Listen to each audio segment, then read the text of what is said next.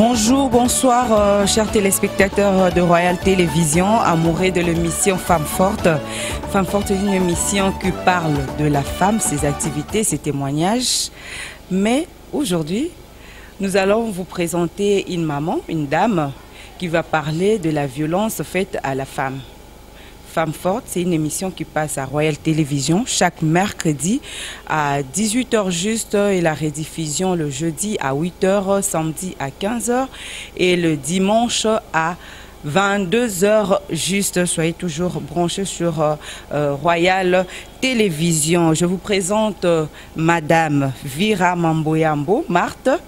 Elle est coordonnatrice du département de la femme au niveau national au sein de l'église anglicane 11e communauté de SCC. Madame Vira va vous parler de beaucoup de choses sur la violence faite à la femme.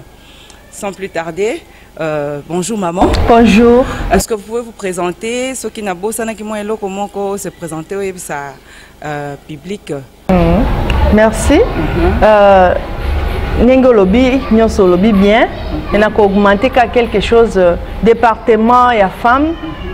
Na quand il y a église na biso tobenga ngo union des mères. Union des mères eza département moko munene o elobeli ezolobela mingi makambo ya mwasi lolenge nini mwasi akozala na kati ya église, na kati ya société na ye, na kati ya communauté na ye. Alors ngande naza coordinatrice ya département wana munene ya Union des mères.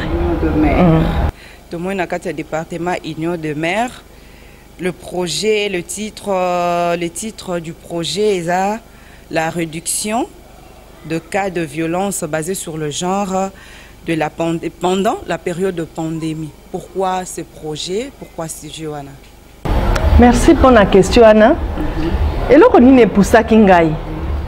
Parce que tant que nous avons une période de confinement, tu remarques que bourreau, violeur, bazalaki jour et nuit, ko vanda na ba tunabango ano bazalaki ko violer mikolo nyonso. Par exemple, un couple, il y a maman na mobali. Bazalaka toujours na tiraillement chaque jour. Mais tant que balobi to vana na ndako pendant cette période de confinement. Ezalaki mikolo nyonso mwasi wana azonyo kwama.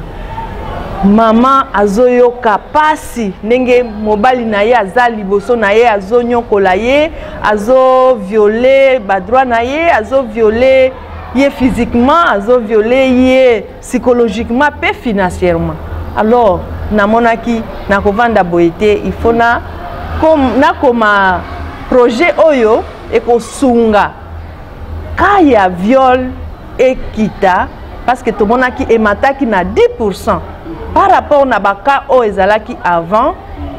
Mais na période ya confinement toye komona ke ka emati ti na 10%. De etinda kingai ngana ba partenaire na biso ya Angleterre balobi mama koma projet o ekosunga mwana mwasi pour que azala violer les sous-soutés période où il y a confinement, to période de Covid-19. Maintenant, tout le monde a un projet Nabino. Il y a département de la femme au sein de l'église. Il y a violence faite à la femme. Tout le monde peut le sous-bosser la formation, il y a des champions. Il y a des champions. Merci.